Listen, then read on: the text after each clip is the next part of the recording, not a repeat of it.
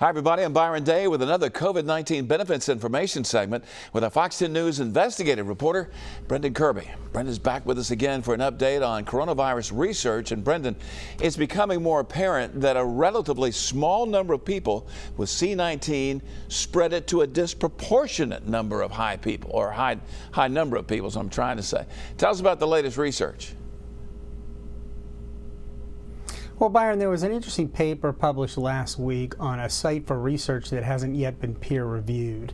The researchers from Princeton and Emory universities looked at 5 counties in Georgia between March and early May. They concluded that about 2% of people who tested positive were responsible for 20% of new infections. What it means is that many people who contract the disease don't infect anyone or infect only a small number of people, while a few infect lots of others. These are the so-called super spreaders. Why is that? Well, it's hard to know for sure, but it could just come down to how well or poorly people follow social distancing guidelines.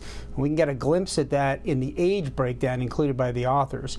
The paper says infected children and adults younger than 60 transmit the virus more frequently than the elderly. The younger group was 2.38 times more likely to pass the virus than folks over the age of 60. So it could just come down to people who are getting out more. Well, Brendan, this kind of dovetails with another study that shows the virus may be mutating. Tell us about that.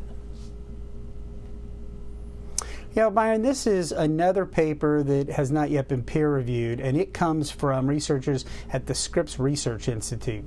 The researchers have detected a mutation that appears to make it easier for the virus to take hold in the body. They theorize this is why COVID-19 spread so quickly in Europe and the United States compared to an earlier strain that was in China. The good news is that the new version, called G614, isn't deadlier. The bad news is it is easier to catch, and one reason is because of a spike protein that's used to latch onto the cell.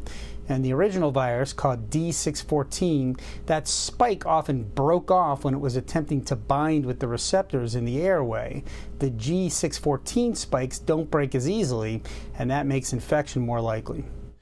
Okay, Brendan, thanks so much. Brendan will be back with us for Fox 10 News at 5 to talk more about coronavirus. And if you have a question for him, you can email Brendan Kirby directly at brendan.kirby@fox10tv.com. He's going to try and get to every question he can.